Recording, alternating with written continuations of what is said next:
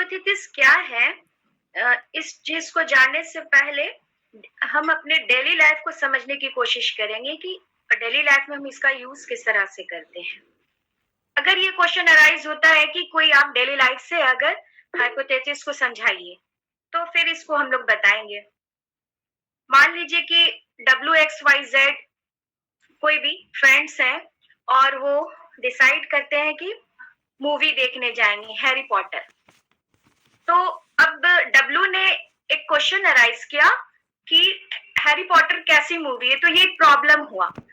और जब एक्स ने कहा कि मूवी में एनिमेशन होगा, वाई ने कहा फन होगा, किसी ने कहा कि इसमें कुछ खास नहीं होगा, बोरिंग होगी। तो इस तरह का इन लोगों ने प्रेडिक्ट किया, एक कल्पना की मूवी देखने से पहले। तो जब मूवी देखने के बाद से फिर इन लोगों को पता चलता है कि मूवी में फन था, तो फिर ये जो कल्पना उन्होंने की थी, जो जिस चीज को देखने से पहले जो उन्होंने प्रेडिक्ट किया, कल्पना की, एक्चुअली उसको डेली लाइफ में ही हम उसको कल्पना को हम लोग जो है साइकोलॉजिकल पॉइंट ऑफ व्यू से या रिसर्च के पॉइंट ऑफ व्यू से हाइपोथेसिस कहते हैं। Hypothesis is taken from two words, hypo and thesis. Hypo, the meaning pre, before. Thesis, theory. Thesis का meaning theory. All together means pre-theory. It was be guess, imagination, which becomes basis of our action or investigation, through which researcher this to explain phenomenon. It is the smallest part of theory. Hypothesis is verified, found true is equal to theory. Bad parenting lead to bad children. Good study lead to good performance in study. कहने का मतलब ये है कि hypothesis दो शब्द, दो word से बना हुआ है। हाइपो का मतलब होता है प्री, बिफोर मतलब पूर्व, और थेसिस का मतलब होता है थ्योरी, सिद्धांत। तो पहले से हमने जो किसी चीज के बारे में या किसी रिसर्च के बारे में जो सोचा हुआ है, that is only known hypothesis. हो सकता है कि बाद में ये रिसर्च करने के बाद ये चीजें ऑल टुगेदर सही भी हो सकती हैं, गलत भी हो सकती हैं। ये कोई गेस है, इमेजिनेशन है, जो बेस बनता है आपके इन्वेस्टिगेशन का। आपने पहले से जो चीजें सोची हुई हैं वही आपका बेस है। जैसे कि एग्जाम्पल के थ्रू मैं समझाना चाहूंगी कि किसी भी ह्यूमन बॉडी का सबसे छोटा पार्ट क्या होता है? एक सेल होता है, और जब ढेर सारे सेल को मिलाने पर एक ह्यूमन बॉडी बनती है। और एक और एग्जांपल देना चाहूंगी कि एक घर का सबसे छोटा पार्ट घर किससे बनता है? कि छोटा पार्ट ईंट है, और ढेर सारे ईंट जो मिलते हैं तो उससे एक घर तैयार होता है। तो फिर उसी वैसे ही एक थ्योरी का जो हो, एक it is a very smallest part of theory. Hypothesis क्या होता है? किसी भी थ्योरी का सबसे स्मॉलेस्ट पार्ट होता है। तो उसी तरह थ्योरी का जो है सबसे छोटा पार्ट हाइपोथेसिस है। जब हम हाइपोथेसिस को वेरीफाइड कर देते हैं और हमें पता चलता है कि वह चीजें सही है, जब सही है वो, तब वह थ्योरी सिद्धांत बन जाता है। तो इसी तरह एक एग्जाम्पल है कि गंदे परवरिश में पलने वाले बच्चे आगे जाकर के गंदे बनते हैं, और जो ग्रुप में, समूह में जो स्टडी करते हैं वो आगे बढ़ करके अच्छी परफॉर्मेंस करते हैं स्टडी में। तो ये जब रिसर्च करते हैं और जब आगे बढ़ते हैं और जब कंक्लूजन से जब पुष्टि हो जाती है इस बात की कि हाँ ये सही है, तो फिर वो थ्योरी बन जाता है। नहीं तो फिर उसको मॉडिफाई कर देते हैं या चेंज कर देते हैं। एक रिसर्च में क्या है कि जब रिसर्चर प्रोसीजर स्टार्ट करने से पहले एक टेंटेटिव सॉल्यूशन तैयार करता है, जो उसका एक टेस्टेबल स्टेटमेंट होता है। तो बेसिकली हाइपोथेसिस को सिंपल वर्ड में यही कहेंगे कि भी रिसर्च प्रॉब्लम का एक टेंटेटिव सॉल्यूशन होता है, जो सही भी हो सकता है और गलत भी हो सकता है। तो एग्जाम्पल से एक और एग्जाम्पल मैं बताना चाहूंगी कि मान लीजिए कि रिसर्च टॉपिक या प्रॉब्लम ये है कि डज रेनफोर्समेंट इफेक्ट लर्निंग, यानी कि क्या सीखने पर पुनर्बलन का प्रभाव पड़ता है। तो जो हमारी प्रॉब्लम है, इस जो मैंने प्रॉब्लम बनाई है वो रेनफोर्समेंट से रिलेटेड है, तो फिर हाइपोथेसिस भी जो होगा वो रेनफोर्समेंट से ही रिलेटेड होगा। तो फिर हमारी क्या ये जो हमारी रिसर्च टॉपिक या प्रॉब्लम थी, तो इसके रिगार्डिंग जो है हम लोग क्या दो हम लोग हाइपोथेसिस बनाएंगे। मतलब कि एक टेंटेटिव सॉल्यूशन लोग क्या रेडी करेंगे कि रिवार्ड मतलब कि पुरस्कार से सीखने की क्रिया तेज होगी और पनिशमेंट दंड देने से सीखने की क्रिया स्लो मंद हो जाएगी। अब ये तो हमारा टेंटेटिव सॉल्यूशन हो जाएगा। इसके बाद जब रिसर्च कंप्लीट हो जाएगी और प्रॉब्लम का रियल सॉल्यूशन मिल जाएगा, तो फिर हम देखेंगे कि जो हमने हाइपोथेसिस बनाई थी वह सही थी या फिर गलत।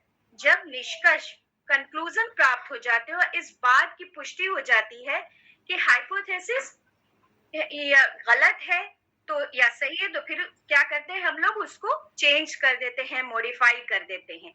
तो बेसिकली इस बात कि जो रिसर्च शुरू करने के बाद जो हमारी प्रॉब्लम है, उस प्रॉब्लम को निष्कर्ष तक पहुंचने से पहले एक टेंटेटिव सॉल्यूशन और एक टेस्टेबल स्टेटमेंट बनाते हैं, जो एक अनुमानित कथन होता है, कंजेक्चुअल स्टेटमेंट होता है। तो इसी संदर्भ में अकॉर्डिंग टू मैकग्यूगन डेफिनेशन है 1990, a testable statement of a potential relationship between two or more variables is called hypothesis, यानी कि दो या दो से अधिक चरों के बीच संभावित संबंधों के बारे में बनाए गए जांचनीय कथन को परिकल्पना या उपकल्पना कहते हैं। तो ये हिंदी में इसकी परिभाषा हुई। फिर एक और कर्लिंगर की परिभाषा जो है वो काफी फेमस है, और a hypothesis is a conjectural statement of the relation between two or more variables.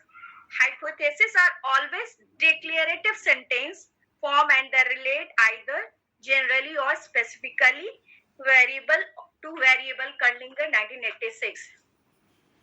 मतलब कि दो या दो से अधिक चरों के बीच के संबंध के अनुमानित कथन को परिकल्पना कहते हैं, और ये परिकल्पना या हाइपोथेसिस को हमेशा घोषणात्मक वाक्य के रूप में अभिव्यक्त किया जाता है, और वे चरों से चरों के बीच सामान्य या विशेष संबंध बताते हैं। अब घोषणात्मक वाक्य का क्या मतलब हो, जैसा कि हम अपनी हाइपोथेसिस बनाई थी कि पुरस्कार देने से सीखने की क्रिया तेज होगी, तो इस बात की घोषणा हम लोग यहाँ पे कर रहे हैं कि अगर हम बच्चों को पुरस्कार देते हैं तो उसके सीखने की क्रिया तेज हो जाएगी। तो इस डेफिनेशन को जानने के बाद एनालिसिस जब हम करते हैं तो कुछ पॉइंट निकल के आते हैं।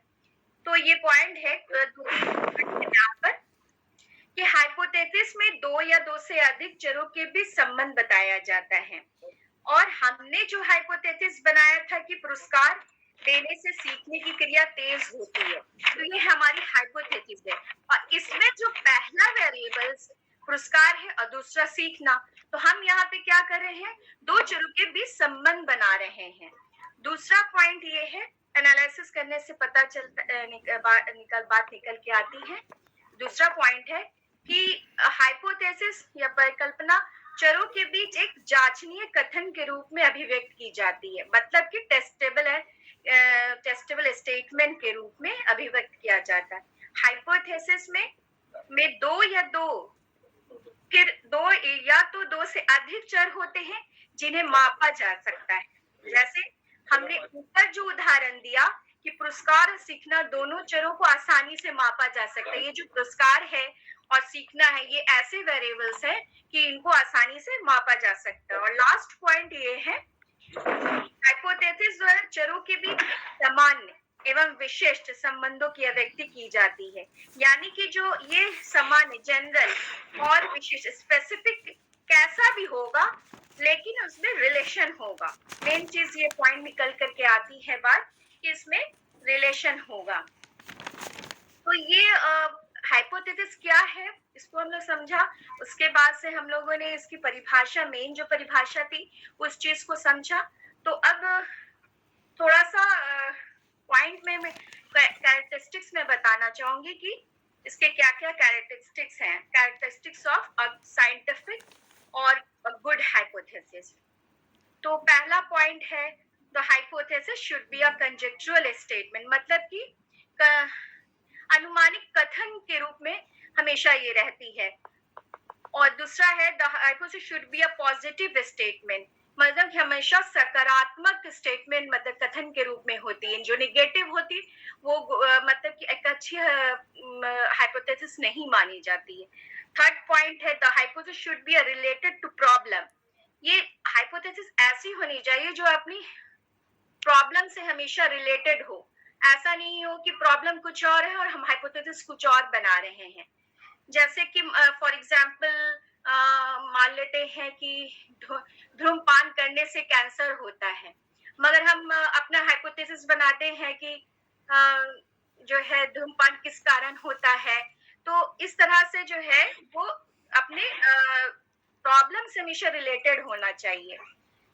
The hypothesis should have logical simplicity, मतलब कि इसमें लॉजिक तर्क होना चाहिए और कॉम्प्रिहेंसिव होना चाहिए, पर्सिमोनियस होना चाहिए, जिसमें श्रम समय और कम लगे, कम खर्चीला होना चाहिए, कम खर्चीला हो। और हाइपोथेसिस जो है मस्ट बी टेस्टेबल होना चाहिए। ऐसा नहीं हो कि विदाउट टेस्टेबल हो तो वो हाइपोथेसिस गुड हाइपोथेसिस नहीं मानी जाती है। और नेक्स्ट है hypothesis must be liable to acceptance और रिजेक्शन, और ऐसी होनी चाहिए कि वो एक्सेप्ट हो या तो रिजेक्ट हो, बीच का नहीं होना चाहिए। और the hypothesis should be in harmony with other hypothesis. Other hypothesis जो है उससे जो आप हाइपोथेसिस बना रहे हैं वो अदर हाइपोथेसिस से रिलेटेड होना चाहिए। और next the hypothesis should be in accordance with some method of study, जो आप मेथड ऑफ स्टडी यूज कर रहे हैं उसके अकॉर्डिंग होना चाहिए।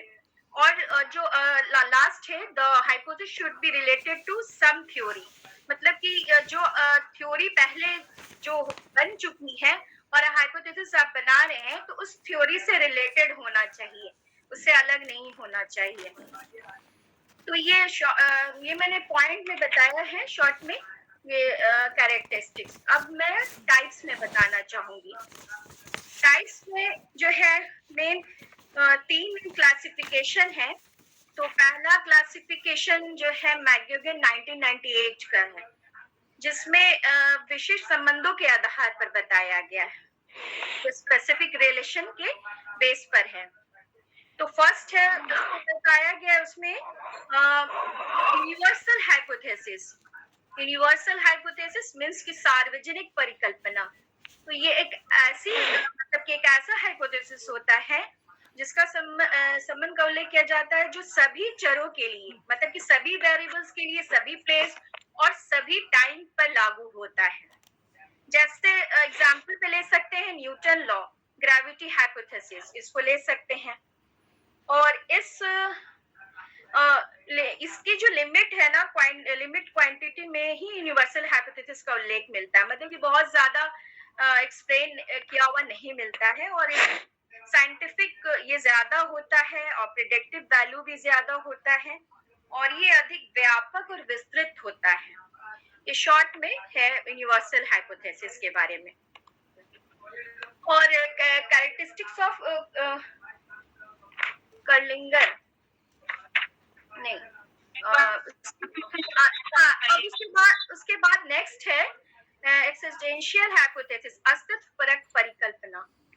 तो ये ऐसी परिकल्पना है किसी एक चीज यानी कि किसी एक इकाई या यूनिट का एक डेप्थ से स्टडी किया जाता है। मैडम फिर से रिपीट कीजिए। ये अस्तित्व परक परिकल्पना, अस्तित्व परक परिकल्पना। तो इस परिकल्पना, हाँ मैडम इंग्लिश, एग्जेंशियल एग्जिस्ट करे, जो एग्जिस्ट करता हो, जिसका अस्तित्व हो। हाँ, अस्तित्व। इस हाइपोथेसिस में किसी एक चीज यानी किसी एक इकाई या यूनिट का अध्ययन डेप्थ से किया जाता है जिसकी एक निश्चित विशेषता होती है और निश्चित परिणाम प्राप्त किया जाता है। और बेसिकली साइकोलॉजी में इस प्रकार की परिकल्पना का ज्यादा मतलब की इम्पोर्टेंस है, ज्यादा यूज किया जाता है। इस प्रकार की परिकल्पना का आधारित अध्ययन स्थानीय और व्यक्तिगत होता है, इंडिविजुअल होता है। जैसे एबिंगहॉस 1885 ने स्वयं अपने ऊपर प्रयोग किया और स्मरण और विस्मरण मतलब कि रिमेम्बरिंग और फॉरगेटिंग के नेचर के रिलेशन में कई निश्चित रिजल्ट प्राप्त किए। तो ये एग्जाम्पल हुआ, उन्होंने इससे रिलेटेड है ये एग्जाम्पल अस्तित्व परिकल्पना की। और इसके 3 विशेषता है। लिमिट एरिया, इसका जो है लिमिट एरिया है और सभी प्लेस और टाइम पर लागू नहीं होता है और इसमें वैज्ञानिकता कम होती है। ये 3 पॉइंट है इसके कैरेक्टरिस्टिक्स के। और अब लास्ट है इस क्लासिफिकेशन का लास्ट है लिमिटेड हाइपोथेसिस, सीमित परिकल्पना। सीमित परिकल्पना वह परिकल्पना जो प्रत्यक्ष कथन के रूप में होती है और एरिया जो है इसका लिमिट होता है और ये पार्सिमोनियस होती है और सोशल साइंस में इसका अधिक महत्व होता है। सोशल साइंस में इसका ज्यादा मतलब कि इम्पोर्टेंस देखने को मिलता है।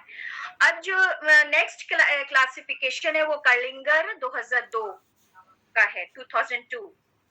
और इसमें है फर्स्ट, इसमें है सिंपल हाइपोथेसिस। सिंपल हाइपोथेसिस मतलब सरल परिकल्पना। तो सरल परिकल्पना वह परिकल्पना है जिसमें 2 या 2 से अधिक चरों के सरल संबंध का उल्लेख किया जाता है। एक सिंपल रिलेशन का इसमें एक्सप्लेन किया जाता है सिंपल हाइपोथेसिस में, सरल परिकल्पना में। और ये संबंध कभी व्यक्त होता है, कभी अव्यक्त होता है। और अब इसका एग्जाम्पल जैसे ले लेते हैं कि फाइनेंशियल इंसेंटिव से जॉब सेटिस्फैक्शन बढ़ती है। तो दोनों के बीच यहाँ पे संबंध स्पष्ट दिख रहा है कि फाइनेंशियल इंसेंटिव से जॉब सेटिस्फैक्शन बढ़ती है। तो यहाँ पे रिलेशन जो है स्पष्ट है। मगर जब हम ये बनाते हैं हाइपोथेसिस कि पॉलिटिकली कॉन्शियस के कारण जॉब सेटिस्फैक्शन घटती है, तो यहाँ पर जो है दोनों वेरिएबल्स के बीच जो है संबंध स्थापित नहीं है। तो ये सिंपल हाइपोथेसिस हुआ। डिफरेंस हाइपोथेसिस जो है अब उसके बाद नेक्स्ट है इस क्लासिफिकेशन का नेक्स्ट है डिफरेंस हाइपोथेसिस, अंतर परिकल्पना, जिसमें चरों के अंतर को किसी विशेष संबंध को लेकर व्यक्त किया जाता है। समझ में ये, जिसमें चरों के अंतर को मतलब कि वेरिएबल्स के डिफरेंस को किसी विशेष संबंध को लेकर व्यक्त किया जाता है। जैसे एग्जाम्पल, आदिवासी बच्चों की अपेक्षा गैर आदिवासी बच्चों में क्रिएटिव एबिलिटी अधिक होती है। ठीक है, इसका एग्जाम्पल ये हुआ। इसका महत्व जो है बिहेवियरल साइंस में अधिक देखा जाता है। और अब आता है थर्ड इस क्लासिफिकेशन, कर्लिंगर के क्लासिफिकेशन में थर्ड है शून्य परिकल्पना, मींस की नल हाइपोथेसिस। तो नल हाइपोथेसिस जो है वो जर्मन भाषा का शब्द है जिसका अर्थ होता है शून्य। और शून्य परिकल्पना के को शॉर्ट में जो है H0 कहते हैं। और इसमें रेबर के डेफिनेशन है 2001 का, जीरो डिफरेंस और जीरो रिलेशन के हाइपोथेसिस को जीरो नल हाइपोथेसिस कहते हैं। मतलब कि जीरो डिफरेंस और जीरो रिलेशन के हाइपोथेसिस को जीरो नल हाइपोथेसिस कहते हैं। तो इस ये कर्लिंगर का जो है थर्ड क्लासिफिकेशन है। और नल हाइपोथेसिस रिसर्च हाइपोथेसिस के ठीक विपरीत होता है, बिल्कुल विपरीत होता है। इसके द्वारा हम चरों के बीच कोई अंतर नहीं होने के संबंध का उल्लेख करते हैं। इसके द्वारा हम चरों के बीच कोई अंतर नहीं होने के संबंध का उल्लेख करते हैं। दो मध्यमान के बीच अंतर की सार्थकता की जांच के लिए शून्य परिकल्पना से शुरू किया जाता है। जब रिसर्चर को रिसर्च हाइपोथेसिस बनाता है तो इसके विपरीत एक नल हाइपोथेसिस भी बना लेता है। वह चाहता है कि रिसर्च का जो रिजल्ट आए वो नल हाइपोथेसिस रिजेक्ट हो जाए और रिसर्च हाइपोथेसिस एक्सेप्ट हो जाए। वो इसीलिए वो बनाता है कि मेरा जो है नल हाइपोथेसिस रिजेक्ट हो जाए और रिसर्च हाइपोथेसिस एक्सेप्ट हो जाए, ताकि वो एक डायरेक्शन में एक निश्चित निष्कर्ष पर वो पहुंच जाए, ताकि उसका रिसर्च का जो निष्कर्ष हो वो एक सही रिजल्ट के साथ हो। और रिसर्च हाइपोथेसिस के लिए नल हाइपोथेसिस इस प्रकार होगी कि व्यक्ति सूझ द्वारा प्रयत्न तथा भूल की अपेक्षा अधिक जल्दी नहीं सीखता है। अब जैसे यहाँ पे नल हाइपोथेसिस का एग्जाम्पल दिया गया है कि क्या हम लोग जैसे बनाते, तो यहाँ पे एग्जाम्पल मैं दे रही हूँ कि जैसे कि व्यक्ति सूझ द्वारा प्रयत्न तथा भूल की अपेक्षा अधिक जल्दी नहीं सीखता है। और अगर ये रिसर्च करने के बाद रिजल्ट जो है रिजेक्ट हो जाता है तो इसके विपरीत रिसर्च हाइपोथेसिस मान लिया जाता है। इस हाइपोथेसिस को गुड हाइपोथेसिस कहेंगे क्या? नहीं, इस रिसर्च को गुड हाइपोथेसिस क्योंकि आपने निगेटिव एस्पेक्ट लिया। Yes sir. ठीक है, इसको ऐसे ले सकते थे, दूसरा कंडीशन, ठीक है, पॉजिटिव डायरेक्शन में दे सकते थे कि ट्रायल दे सकते थे, ठीक है। निगेटिव देने के बाद एक चीज़ और यहाँ क्लैरिफाई कीजिए कि what is the difference between alternative hypothesis and research hypothesis.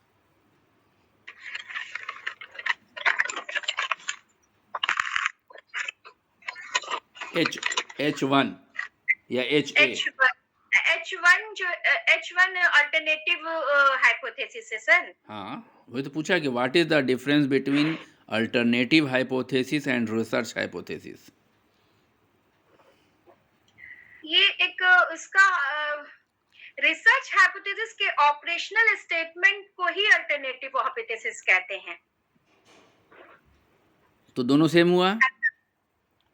Yes sir. हाँ ठीक है, कॉन्फिडेंट रहिए, दोनों सेम है, ठीक है। जी सर, मैंने पढ़ा था कि जो हाँ दोनों सेम है। देखिए, जब आप नल हाइपोथेसिस बनाते हैं तो एक अल्टरनेटिव हाइपोथेसिस भी बनाते हैं, और अल्टरनेटिव हाइपोथेसिस को HA या H1 से डिनोट किया जाता है, ठीक है। और ये अल्टरनेटिव हाइपोथेसिस क्या होता है? एक ऐसा स्टेटमेंट होगा जो डायरेक्शन बताएगा, सच एंड सच वेरिएबल्स के बीच में पॉजिटिव डिफरेंसेस है या पॉजिटिव रिलेशनशिप है, ठीक है। तो वो डायरेक्शन जिसमें पता चले, ठीक है, तो वो आपका वो अल्टरनेटिव हाइपोथेसिस है। और अल्टरनेटिव हाइपोथेसिस हम तब बनाते हैं जब हमारे पास रिव्यू मौजूद होता है। ये इम्पॉर्टेंट फैक्टर है, ध्यान रखिएगा कि अल्टरनेटिव हाइपोथेसिस हम तब बनाएंगे जब हमारे पास लिटरेचर एंड रिव्यू, पहले से बनाए हुए हाइपोथेसिस मौजूद हैं, पहले से रिलेवेंट स्टडी है। और नल हाइपोथेसिस कब बनाते हैं? जब हमारे पास रिव्यू नहीं होता है, कुछ भी नहीं है बैक में, तो हम मान के चलते हैं कि कोई डिफरेंस नहीं है, जो आ जाए, ठीक है। Yes sir. सर एक बार और समझा दीजिएगा किसको? अरे पढ़ाएंगी रबाब, समझाएंगे हम। सर ने कहा कि अल्टरनेटिव हाइपोथेसिस तब बनाते हैं जब पहले से लिटरेचर और रिव्यू हमारे पास मौजूद होता है, और नल हाइपोथेसिस जब हम लोग तब उसको डेवलप करते हैं या बनाते हैं जब हमारे पास लिटरेचर और रिव्यू मौजूद नहीं होता है, कुछ भी नहीं होता है, तब हम लोग बनाते हैं कि इसका रिजल्ट में आ भी सकता है, नहीं भी आ सकता है, और डिफरेंस नहीं होता है किसी भी वेरिएबल्स में। हाइपोथेसिस के सारे नोट्स ग्रुप में दिए गए हैं, आप लोग देखिए ठीक से, उसमें सारा चीज क्लियर है। पढ़ना पड़ेगा, प्रिंट निकाल के रखिए, उसको पढ़िए, प्रिंट निकलवा लीजिए।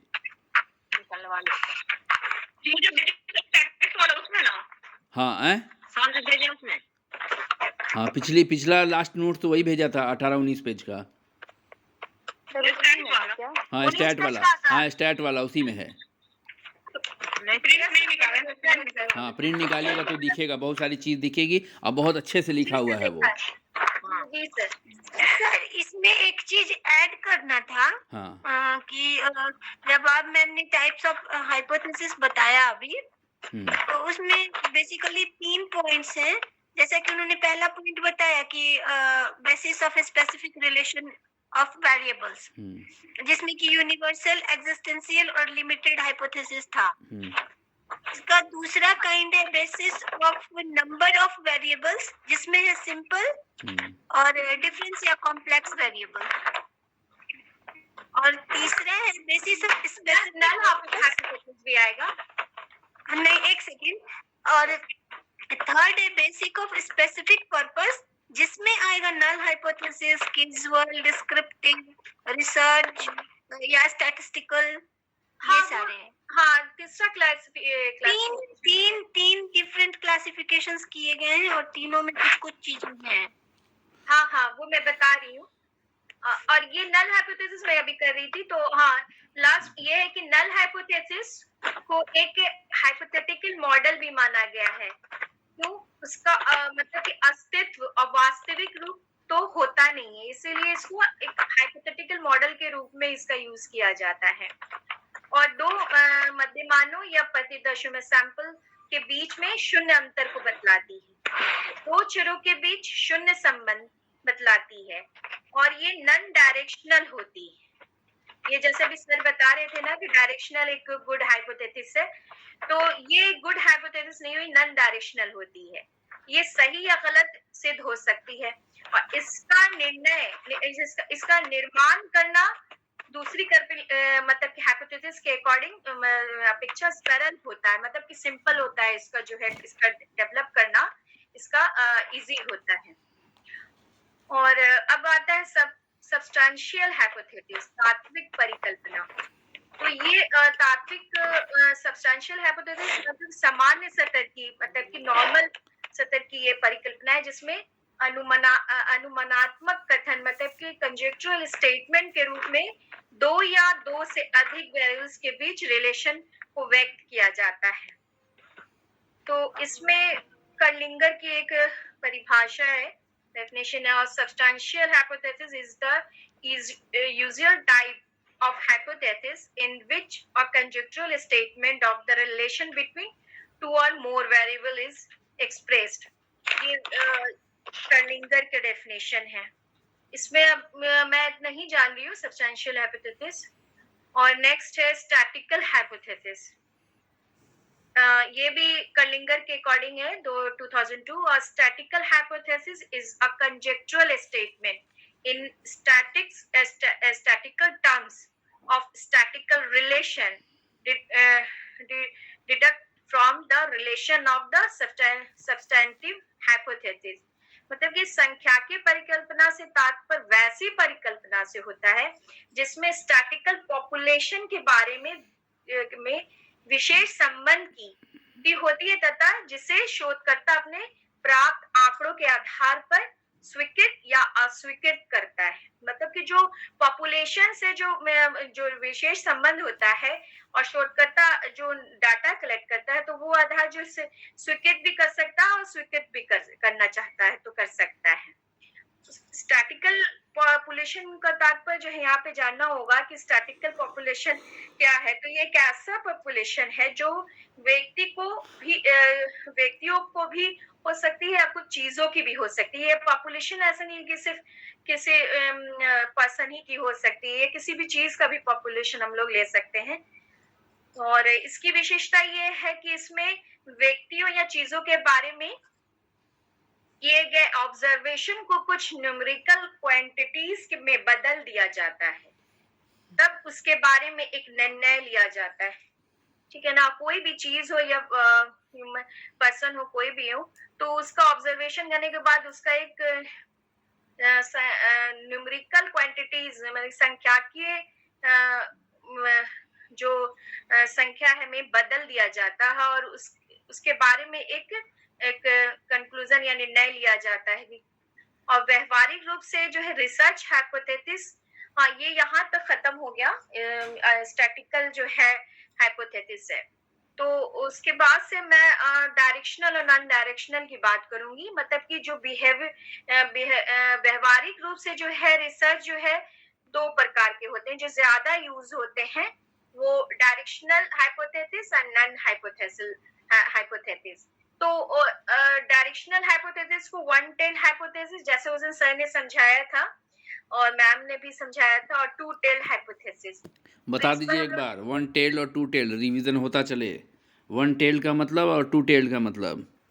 वन टेल का इसमें डायरेक्शन हो, जिसमें वन टेल और टू टेल कौन बताएगा? जिसमें डायरेक्शन पता चले, डायरेक्शन पता चले, वैसे हाँ, हाइपोथेसिस को वन टेल वन टेल का लर्निंग देखिए, मोटिवेशन लर्निंग को प्रभावित करता है, करेगा, ठीक है। अगर मोटिवेशन लर्निंग को प्रभावित करेगा, ठीक है, सार्थक रूप से प्रभावित करेगा, तो हम मान के चल रहे हैं कि मोटिवेशन डेवलप करने से लर्निंग इम्प्रूव करेगा, ठीक है। तो ये डायरेक्शन क्लियर है, क्लियर कट बता रहा है कि एक पॉजिटिव डायरेक्शन है, ठीक है। ये वन टेल्ड हाइपोथेसिस हो गया। टू टेल्ड में क्या होगा कि there is a relationship between such and such variable, कि मोटिवेशन और लर्निंग के बीच में संबंध पाया जाएगा। अब ये संबंध नकारात्मक भी हो सकता है, सकारात्मक भी हो सकता है, पॉजिटिव भी हो सकता है, निगेटिव भी हो सकता है। तो ये टू टेल्ड हो गया, ठीक है। दो पहुंच हो गया इसमें। जी, उस चलिए, दिन आशिका मैम ने अच्छा एग्जाम्पल भी दिया था हाँ, कि जैसे हम इंटरव्यू देने गए और हम एक प्रिडिक्ट किया कि जो है बॉयज से ज्यादा जो है लड़कियां अच्छा रिजल्ट करेंगी इंटरव्यू में। तो ये एक डायरेक्शनल हाइपोथेसिस हुआ है कि लड़कियां ज्यादा अच्छा करेंगी परफॉर्मेंस। और दूसरा दूसरा डायरेक्शनल हाइपोथेसिस को तो वन टेल कहेंगे, ठीक है। और यदि परिकल्पना में किसी एक टेल या वेरिएबल्स के संबंध में कोई निश्चित निर्णय का उल्लेख किया जाता है तो उसे, तो ये हो गया वन टेल हो गया। अब डायरेक्शनल और वन टेल हाइपोथेसिस की सबसे बड़ी विशेषता ये है कि रिसर्चर को एक निश्चित दिशा की जानकारी हो जाती है, वो पहले से ही उसको डायरेक्शन अगर पता होगा तो रिसर्च करना आसान होता है, फिर हम इधर उधर भटकते नहीं हैं, ठीक है। अल्टरनेटिव और भी अलग से कोई सब हाइपोथेसिस का निर्माण नहीं करते हैं। हमको पता होता है कि हमको रिसर्च कहाँ लेकर जाना है। हाँ, शोध कार्य को मतलब कि वो संचालित में आप अपने रिसर्च को कंसाइज कर पाते हैं, संक्षिप्त कर पा सकते हैं, ठीक है। उसको डायरेक्शन दे सकते हैं कि हमको रिसर्च में क्या चीज़ें देखनी हैं। बहुत सारी चीज़ें निकल के आती हैं, जब डेटा ऑब्टेन होगा तो बहुत सारी चीज़ें निकल के आएंगी कि हम ये भी देख सकते हैं, वो भी देख सकते हैं। तो इस तरह से रिसर्च बहुत बड़ा हो जाता है, तो वो कभी काम ख़त्म नहीं होगा। इसलिए जो डेटा आया है, अगर हम हाइपोथेसिस बनाते हैं तो रिसर्च को डायरेक्शन देते हैं ताकि हमारा काम संक्षेप में हो जाए, चल जाए। मगर ये इसका जो कैरेक्टरिस्टिक्स है हाइपोथेसिस का, डायरेक्शनल हाइपोथेसिस की, यही इसका जो है डिमेरिट्स भी बन जाता है सर। मतलब कि इसका रीजन ये है कि जिसे निश्चित निर्णय के साथ जब रिसर्चर अपना रिसर्च शुरू करता है तो उसके शोध मतलब पर्सनल बायस के बायसनेस देखा जाएगा, बायसनेस हो सकती है। तो मतलब कि बायसेस होने के कारण जो हो सकता है कि जो है रिजल्ट में थोड़ी सी प्रॉब्लम हो, कठिन बन जाए। तो ये टाइप 1 एरर होगा कि टाइप 2 एरर होगा?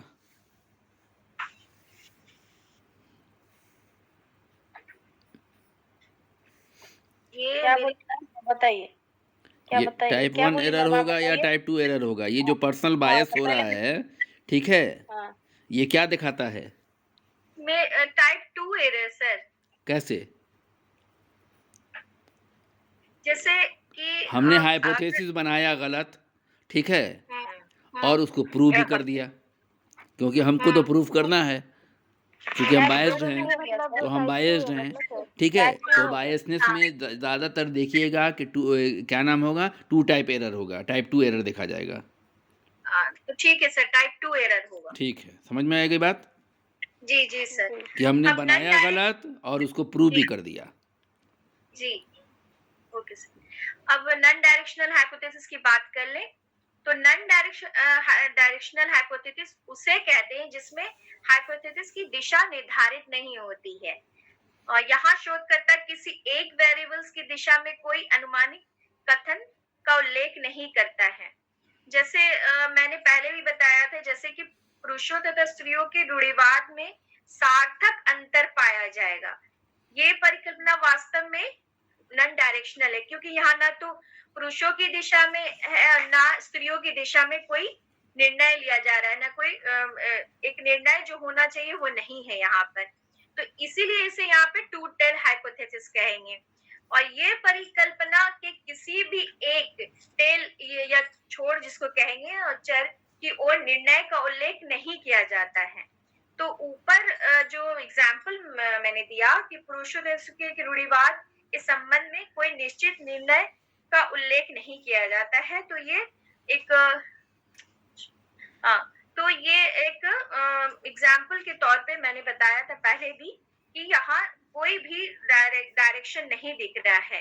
तो एक और एग्जाम्पल भी हो सकता है कि जैसे एग्जाम होने वाला है और बॉयज और गर्ल्स का रिजल्ट क्या आएगा, ये यहाँ पे कोई भी दिशा नहीं दिख रही है, मालूम नहीं है कि बॉयज का ज्यादा आएगा या गर्ल्स का ज्यादा आएगा। तो इस तरह से पता चलता है कि नॉन डायरेक्शनल हाइपोथेसिस है। और नॉन डायरेक्शनल हाइपोथेसिस में जो बायसनेस की संभावना नहीं होती है, यहाँ पर जो रिसर्चर को रिसर्च का डायरेक्शन का नॉलेज ही नहीं होता है, तो बायसनेस की यहाँ पे चांस नहीं बनते हैं। और ये दोनों परिकल्पनाएं एक दूसरे के पूरक होती हैं, यहाँ पर एक दूसरे के पूरक, समझ रहे हैं आप लोग? हाँ हाँ, कॉम्प्लीमेंट्री, हाँ समझ रहे हैं, एक दूसरे का पूरक, एक का दूसरा कॉम्प्लीमेंट्री है।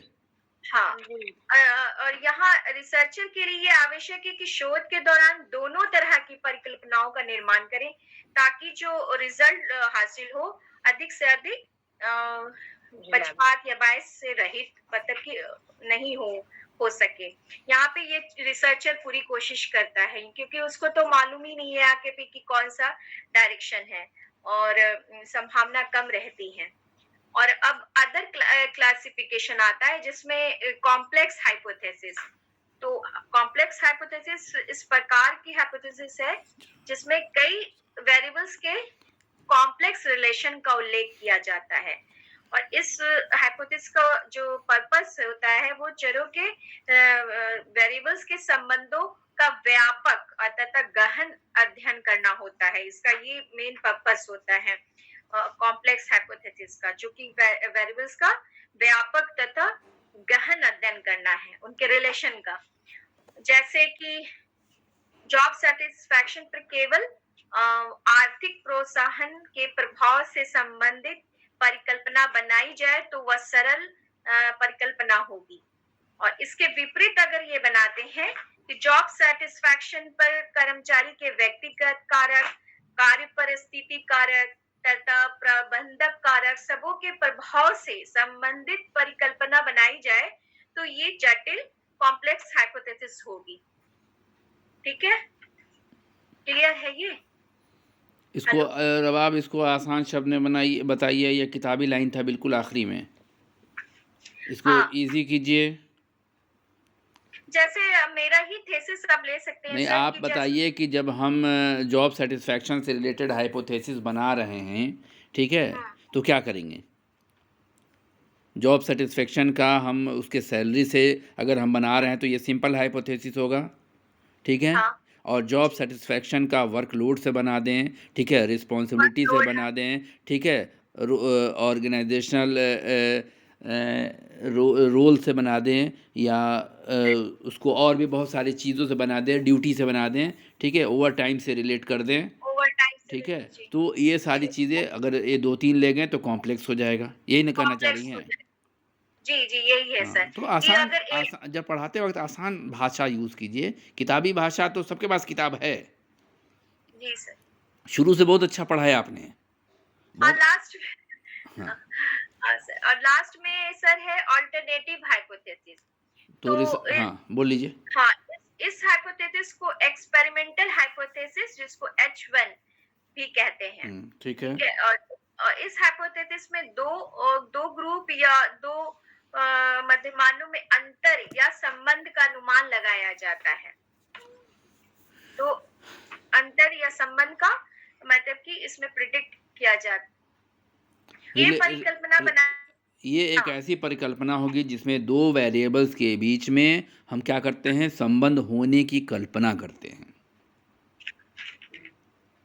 संबंध कहाँ, संबंध होने की कल्पना करते हैं। अगर संबंध नहीं होने की कल्पना करेंगे तो नल हाइपोथेसिस हो गया, और संबंध होने की कल्पना करते हैं तो अल्टरनेटिव हो गया। अनुमान लगाते हैं तो वो अल्टरनेटिव हाइपोथेसिस। सर इसको जैसे ऐसे लिखते हैं, there is a significant relation between. हाँ, very good. There is a no significant relation between. हाँ, अमंग। ठीक है। Relation between two variable. There is no relationship between null hypothesis, classroom learning and our achievement, दोनों के बीच में कोई संबंध नहीं है, ठीक है। No relation between two variable. तो ये नल हाइपोथेसिस, और हमने मान लिया कि there is a significant relationship between classroom learning and students achievement. तो स्टूडेंट अचीवमेंट के ऊपर क्लासरूम लर्निंग का इम्पैक्ट अगर सार्थक रूप से हम मान रहे हैं और रिजल्ट आता है, ठीक है, तो ये डायरेक्शनल हाइपोथेसिस हो गया, अल्टरनेटिव हाइपोथेसिस हो गया, और यहाँ पर एक्सेप्ट होगा अगर आएगा तो, ठीक है। यस।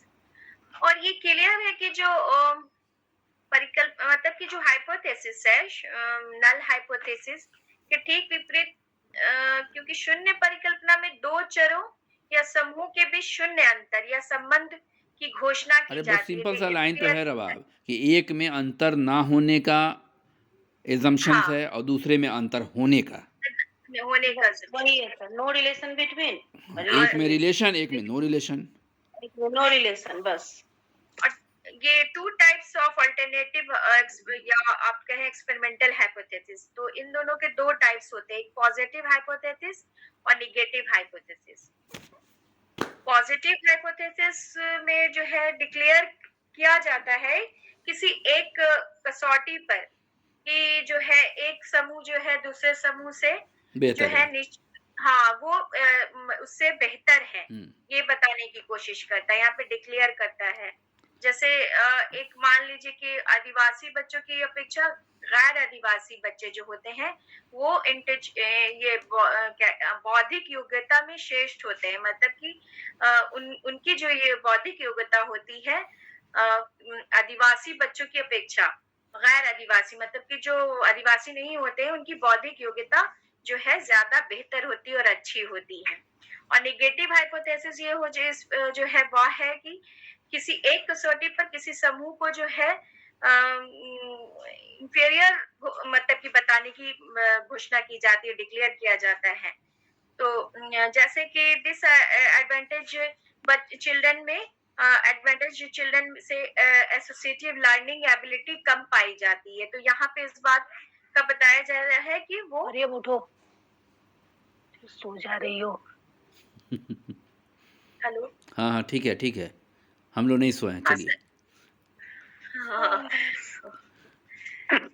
तो ये यहाँ पे डिक्लेयर किया जाता है, पॉजिटिव में ये डिक्लेयर किया जाता है कि वो उससे बेहतर है, और यहाँ जो है डिक्लेयर किया जाता है कि उसकी मतलब की लर्निंग एबिलिटी जो है जो बेहतर नहीं है, इस बात की मतलब तो इसको ऐसे करें रबाब कि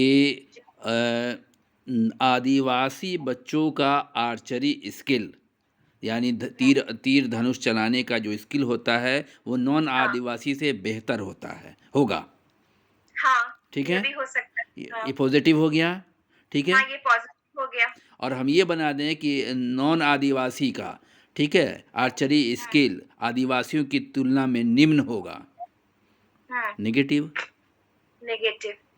यस, ठीक है, ठीक है सर, यही तक मैंने तैयार किया था, और आपका भी मैंने नोट्स देखा है, वो जो आपने भेजा सेंड किया था, तो वो मुझे अच्छा लगा था सर, मगर ये मैंने तैयार किया तो हम सोचा कि लोग मैं इंटरव्यू बेस्ड काम कर रहे हैं ना, ठीक है? बहुत जी ज़्यादा हम लोग के पास वक़्त अब नहीं बचा है। तो रिवीज़न जब करेंगे तो हम लोग बहुत समरी चीज़ देखेंगे कि कोई चीज़ छूटे नहीं। चूँकि अगर हमसे से पूछेगा कि अल्टरनेट हाइपोथेसिस बताएँ आप, तो हम अल्टरनेट ही बताएँगे। हमको पूरा ब्रॉड नहीं करना है, ठीक है? ब्रॉड नहीं और करना है। अल्टरनेट में भी हम 2 ही 3 चीज़ बताएँगे कि एक रिसर्च हाइपोथेसिस ऐसा होगा जिसमें हम क्या करते हैं? डायरेक्शनल हाइपोथेसिस बनाते हैं जी। और ये कैसा हाइपोथेसिस होगा, इसको H1 से बोलते हैं या HA भी बोलते हैं, जो नल हाइपोथेसिस के अपोजिट होता है, ठीक है? यहाँ डायरेक्शन बताएंगे और एक हाइपोथेसिस बना के बताएंगे। तो इतनी ही बात सर करनी है ये ताकि वन वे हाइपोथेसिस क्या होता है? वन वे हाइपोथेसिस, सर कहीं पे ये टर्म आया था वन वे अरे बहुत सारा हाइपोथेसिस। नाम चेंज कर के इतना तरह का हाइपोथेसिस। वन वे का है, वही वन डायरेक्शन होगा, एक ही डायरेक्शन में जा रहा है। वही वन टेल्ड की डायरेक्शन हो कहानी गई, है। दोनों तो एक ही चीज हो जो गया। वन टेल्ड है वही वन वे है, एक डायरेक्शन दिखेगा। सर हमको एक चीज और समझना है, ये constant error and variable error. देखिए अब कल हम बताएंगे एरर, सब हम निकाल के रखे हुए हैं। देखिए स्टैंडर्ड एरर, ठीक है? और कौन सा एरर चाहिए आपको? Constant sir constant error, variable error और स्टैंडर्ड एरर, और स्टैंडर्ड एरर ये सब हम लोग को मिलेगा कहाँ पता है? कहाँ मिलेगा सर? प्रैक्टिकल में। जब आप मूलर लायल इल्यूजन निकालेंगी तो वहाँ आपको एवरेज एरर मिलेगा, ठीक है? कांस्टेंट एरर मिलेगा, 3 एरर है वहाँ पर, ठीक है? जी तो मूलर लायल एक्सपेरिमेंट जब आप उठाइएगा साइकोफिजिक्स वाले भी तो वहाँ पर ये देखने को मिलेगा। वैसे हम बता देंगे कल, ठीक है? वेरिएबल एरर तो सर थोड़ा बहुत हमको लगता है कि उसमें शायद रेटिंग कभी ऊपर जाता है, कभी नीचे आता अच्छा है, हम बता कभी देंगे बीच इसको, में कल आता हम है। बता देते हैं। देखिए कल हम होमवर्क कुछ देना चाह रहे हैं। है ना, ये क्या कांस्टेंट और वेरिएबल एरर की बात की गई है। 1 मिनट, कल वेबर्स लॉ में भी है अब सर। हाँ वेबर लॉ में भी है, वो मेथड है, ठीक है? वेबर लॉ में, हाँ साइकोफिजिक्स में है ये। अच्छा साइकोफिजिक्स में मिल साइकोफिजिक्स जाएगा में भी ना? मिलेगा, हाँ, मूलर वही लायर में कांस्टेंट मिलेगी। में एक ही हाँ दिशा में जाता है एरर, और वेरिएबल में फ्लक्चुएट करता है, कभी ऊपर और कभी नीचे। सही जा रही और कांस्टेंट में क्या होता है? फ्लक्चुएट करता है, एक ही डायरेक्शन में नहीं, होता है। अगर variable- एरर हो रहा है ना, हाँ, हाँ, वेरिएबल में एरर जो होता है, कांस्टेंट में जो एरर हो रहा है वो मतलब अगर ऊपर जा रहा है तो ऊपर ही जा रहा है, नीचे आ रहा है तो फिर नीचे आ रहा है। वेबर्स लॉ में अच्छा है ये, समझ गए, समझ गए। साइकोफिजिक्स में है ये। जी। सर आप क्या बोल रहे थे? हमने कल आज से थोड़ा सा लर्निंग का स्टाइल थोड़ा हम लोग का चेंज होगा, ठीक है? क्या सर? क्योंकि वक्त नहीं है, ठीक है? और हम लोग को अब मतलब एक साथ बहुत सारी चीज़ों का रिवीजन करना है, ठीक है? तो हमने 10 लोगों के नाम चुने हैं इस ग्रुप से। जी सर।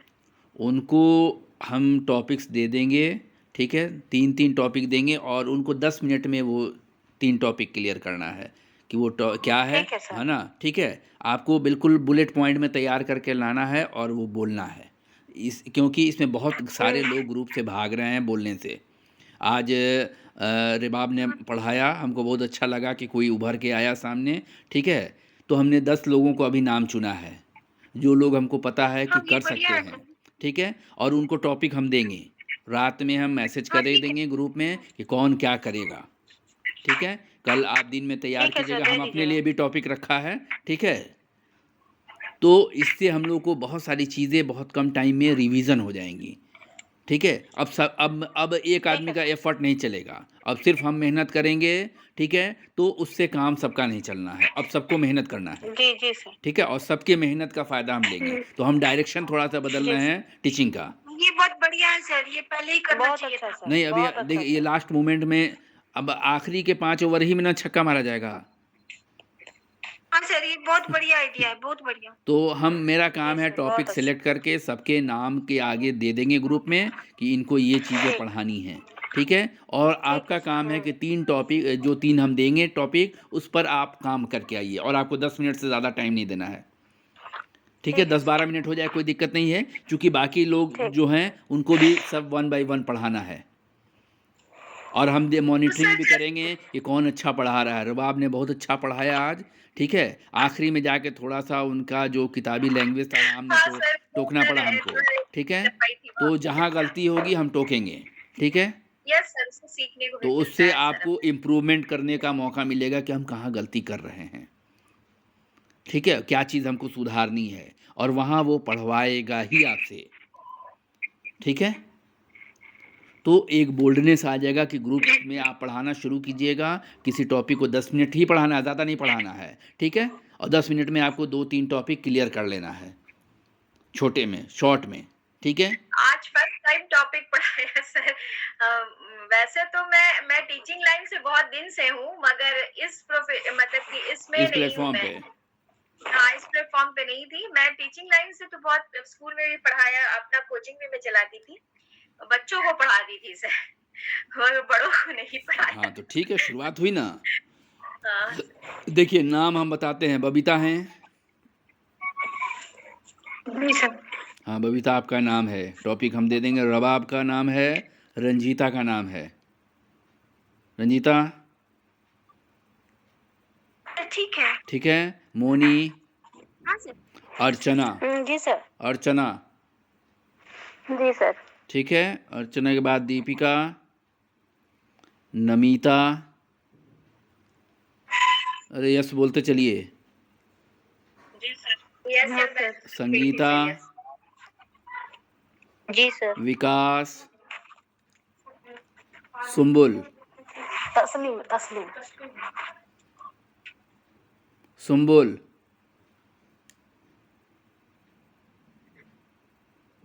हैं कि निकल गई?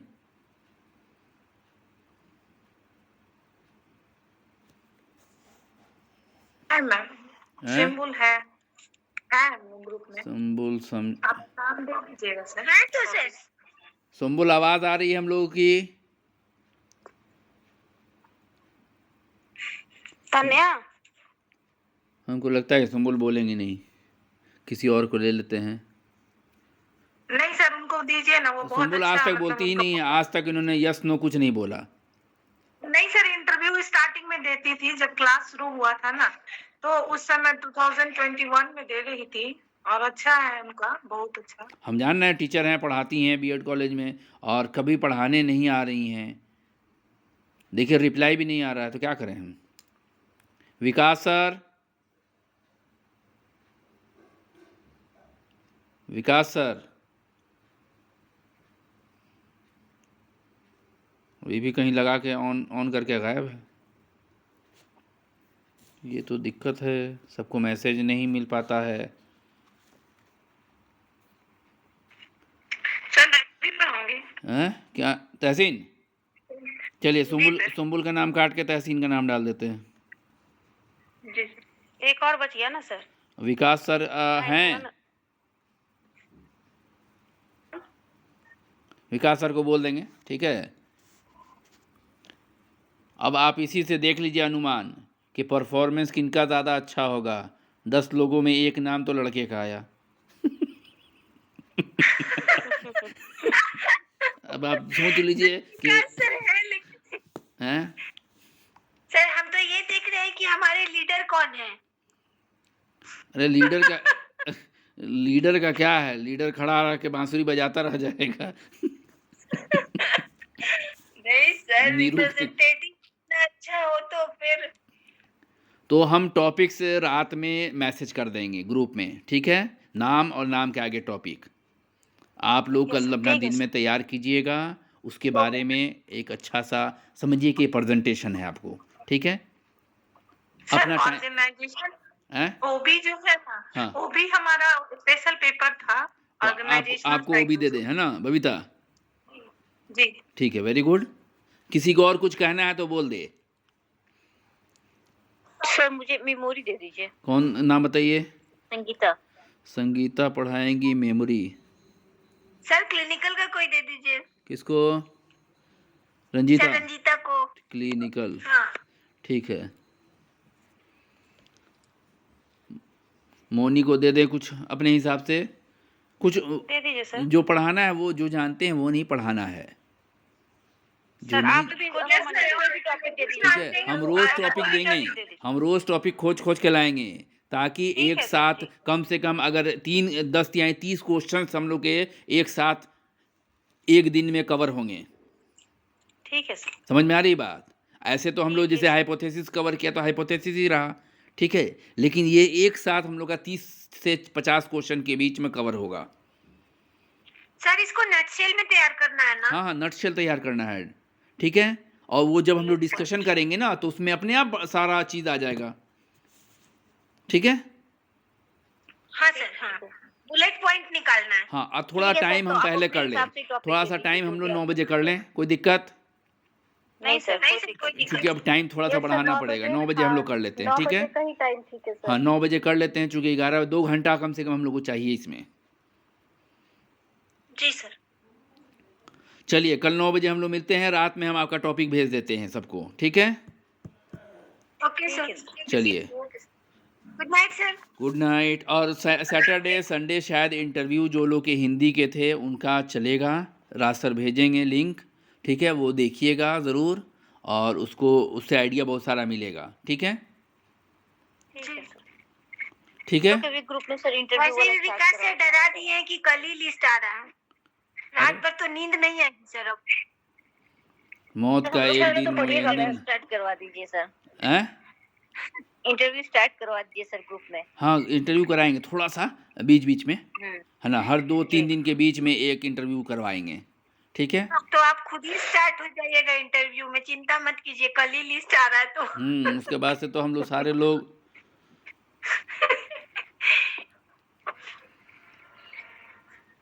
देखिए, क्या कभी प्रोबेबिलिटी कभी है, कभी सही में बड़ा आ रहा है कल? कभी कभी देखिए हमको बड़ा गुस्सा आता है। हमारे एक मित्र थे, आज से हमको लगता है कि कितने 2006 4 हाँ 6 में हमने उनकी नौकरी लगाई हाँ। एज ए काउंसलर, ठीक है।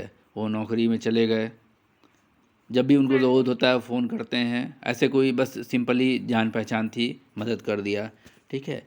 उन्होंने कहा कि हमने आर्टिकल छपवाया है, बताइए फिरोज़ भाई क्या कंडीशंस है। तो हमने कहा कि आप आर्टिकल भेज दीजिए, हम देख के बताते हैं कि सही छपा है कि नहीं छपा है। 1 महीने से वो भेज रहे हैं अंडरग्राउंड, ओह, ठीक है। कल अचानक उनका फ़ोन आया, तो हमने कहा कि आपका तो हम इंतज़ार कर रहे थे कि आप भेजा नहीं, क्या लगता है आपको? तो नहीं भेजते हैं। तो उन्होंने 5 आर्टिकल का कवर पेज भेजा हमको, तो हमने देख के लिखा कि ओके ठीक है, ठीक है। और उसमें एक यूजीसी केयर लिस्ट में भी था संबोधि, अच्छा। संबोधि में। तो हमने कहा कि यहाँ आपने कैसे छपवाया ये हमको बताइए, ठीक है, कैसे लिंक, कौन लोग हैं जो लिंक किया, ठीक है। हाँ ठीक है। उसके बाद से उन्होंने नॉर्मली बात की और हमने रख दिया। थोड़ी देर में देखा कि वो 5 डिलीट फ्रॉम एवरीवन। सर इससे उनको क्या नुकसान होना था? हमको बड़ा गुस्सा आया। हमने कहा कि ठीक, हमने ग्रुप से निकाल दिया।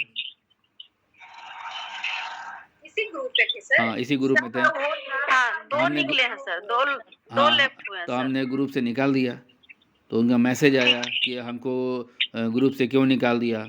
तो हमने लिखा कि न्यूटन का जो लॉ है वो लिखा कि every action is have equal and opposite reaction.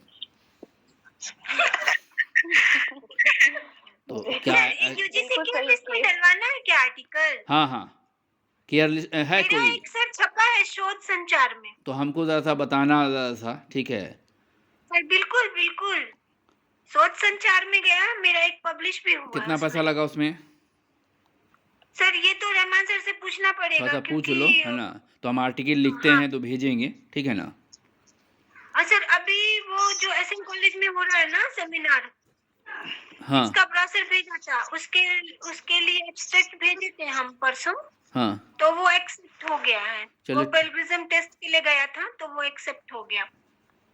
तो 16th को हम वहाँ जाएंगे भी एसएम कॉलेज। ठीक है। ये हमको शोध संचार वाला बताना, है ना, जी बिल्कुल कि जी। इसका प्रोसेस क्या है, ईमेल आईडी या कांटेक्ट नंबर कोई, और क्या पैसा लगेगा, ठीक है? हाँ सर, हम आपको उसका बोलिए, तुम जर्नल का फोटो क्लिक करके अपर साइड सारा का फोटो भेज हाँ, देते हैं भेज आपको। भेज दीजिएगा। तो अगर कोई कॉन्टैक्ट नंबर है किसी के थ्रू छपा होगा, ठीक है, तो वो हमको चाहिए उनका नंबर, ताकि हम बात कर पाएँ। ठीक है सर, ठीक है? हम सर सारा कुछ पता करके आपको बताते हैं। सर यूनिक हयात सर कैसा जनरल है यूजीसी केयर लिस्ट? कौन सा? यूनिक हयात। यूनिक हयात? यूनिक हयात। नहीं पता नहीं। अब नहीं बता सकते। हयात ये उर्दू का लग रहा है क्या? हयात सर। जूनी है, JUNI है क्या? हाँ जी, हाँ जी, हाँ। कहीं नाम सुना है हम इसका। Sir Gujarat research society. उसका कवर पेज जनरल ऑफ भेजिएगा तो गुजरात। समझ में आएगा। जी हाँ जी। वैसे नोट कर लेते हैं, हम देख लेंगे नेट उसका पर। पूरा लिस्ट गूगल पे अवेलेबल है सर, आप देख सकते हैं। नहीं, वो हम देखना नहीं चाह रहे हैं। हमको, अरे हम तो गूगल देख ही लेंगे।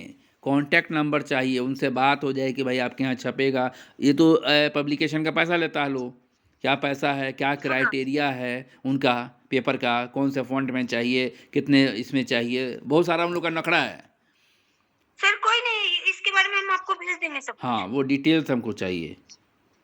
जी ठीक। तो हमने एक्शन ठीक लिया या रिएक्शन हाँ सर, ठीक था? बहुत अच्छा किया बहुत अच्छा सर, बहुत अच्छा सर। सर, बहुत बढ़िया की, क्योंकि मान लीजिए सर, आपका आर्टिकल अगर उसमें पब्लिश होता है, इसमें उनको क्या प्रॉब्लम है? नहीं, प्रॉब्लम ये नहीं है कि होता कि नहीं होता। भाई हम अपने लिए थोड़ी अभी कर रहे हैं, हमको बहुत सारे लोग हैं जो पूछते हैं, ठीक है, उनको बहुत लगता सारे, है, वैसे हम लोग तो एक दूसरे को बताते हैं बताते कि इसमें हैं, पब्लिश करा ठीक है, लो, दूसरे इसमें को publish मदद हो करा लो। जाएगी, किसी को नहीं मिल रहा है, आपको ज्ञान ज़्यादा है और आप उसको दाब दीजिए और हम फोकट में ज्ञान बांटते रहें। हाँ सर, देखिए ना, हाँ अभी सर, हमारा हम आर्टिकल बहुत छपा होता है तो हमारा भी पब्लिशिंग से इतना पहले लोग सर हम लोग बहुत कुछ कट पता ऑफ नहीं करते होता। हैं कि ये लिस्टेड है या नहीं, या पीयर रिव्यूड है या नहीं, या नहीं, जेन्युइन आप है या नहीं। बताइए कि ये तो हमको जो डिलीट मारा गया, हमको वो लगा कि अरे हमारे ऊपर तो भरोसा ही नहीं है। सही बात है सर, सही। हाँ, बेसिकली यही बात है, इस बात से यही प्रूफ होता है। तो सर अच्छा, हाँ, एक आपके कितने आर्टिकल पब्लिश हुए सर? मेरा 12-13 है मेरा। अच्छा, मेरा भी 10 हो गया है। अभी तो एक अभी कराया है, अभी पिछले लास्ट मंथ। अच्छा, मेरा एक गया है सर पब्लिश होने, हाँ। एक्सेप्ट हो गया है वो अभी उसका, लेकिन वो आया हमको नहीं है। यूजीसी वाला देना, मेरा यूजीसी केयर लिस्ट में कोई भी नहीं है, तो वो हम चाहते हैं कि हम आगे के लिए करके सर रखें। हम आपको भेज देते हैं, मेरा एक पब्लिश हुआ है, हम हाँ, आपको भेज देंगे ठीक। सोच सच्चार हाँ, वाला। कॉन्टैक्ट नंबर ज़रूर, या मेल वेल हो हाँ जहाँ पर बिल्कुल भेजा सर, जा सके। हम पता कर देते हैं कि सर उसमें कैसे पब्लिश करवाएं। हाँ, क्या पूछ लेते क्या हैं। चार्जेस हैं उनके, हम्म। ठीक है। वैसे ये अमूमन कितना चार्जेस होता है सर आप लोगों का? उसमें ज्यादा दे- 1500 के ऐसा ही होता है। यूजीसी देखो 1500 से 2000। यूजीसी में ज्यादा नहीं है सर। अच्छा, अरे 1500-1700 में हो जाता है। हम 2 कॉपी मंगवाए थे तो हमें लगता है शायद 3000 लगा था, ऐसे कुछ। हाँ, तो और अच्छा है। हम लोग तो उससे ज़्यादा महंगा में छपवाया है, 25-25 रुपया दे के छपवाया है यूजीसी लिस्टेड में। एक सर, एक मेरा जितना जर्नल है सब 2500 से ऊपर का है। 100 कौन सा जर्नल है सर? अरे वो मध्य प्रदेश से निकलता है, रिसर्च क्या है,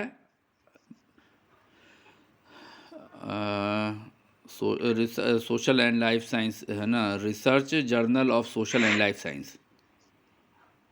ये तो नहीं पता, लेकिन हमारा सबके जैसे देखो, छपा सबका था अलग अलग IIT रेट है, में। हर जगह का रेट अलग है, इसीलिए वो जान लेना है, ठीक है। हमको डिटेल भेज देना, ठीक है ना। हाँ हाँ बिल्कुल सर। ठीक। IGIP में भी सर पब्लिश करना आसान है। जितने भी डिटेल्स हैं हमको भेज देना कि कहाँ करा सकते हैं और क्या रेट है, क्या कॉन्टैक्ट नंबर है, ठीक है। बिल्कुल बिल्कुल सर। हाँ ग्रुप में डाल हम दोगे तो लोगों और का अच्छा, करवाइएगा सर। ग्रुप में डाल दोगे तो सारे लोग की मदद हो जाएगी जिनको कराना होगा हाँ, उनको। कोई नहीं, हम डाल हाँ। देंगे, उसमें क्या है हाँ। सर। बस उसमें पेलग्रिज्म टेस्ट के लिए जाता है, तो वो बस पेलग्रिज्म नहीं होना चाहिए। ठीक है, हम लोग कर लेंगे, ठीक है। क्योंकि वो रिजेक्ट कर देते हैं तुरंत। अच्छा ठीक है, करेगा, चेक करेगा, करना होगा कर कम्युनिटी देगा। And journal, community and guidance का एक जर्नल है, हाँ, वो तो आपको पेलग्रिज्म का पूरा रिपोर्ट ही भेज देता है। हमको भेजा था 0.2%। कितना? 0.2%। अच्छा, सर कहाँ से मिलेगा? प्रोस्टिट्यूशन पे तो रिव्यू ऑफ लिटरेचर ही नहीं मिलता, तो आर्टिकल कहाँ से मिलेंगे? हम्म। बहुत कम है। हम भेज देंगे सर। ठीक ठीक, चलिए, ठीक है, फिर कल मिलते हैं हम ओके सर, लोग। Good night. हाँ सर, गुड नाइट। ठीक है, गुड नाइट। ओके, अल्लाह ठीक है, अल्लाह हाफिज।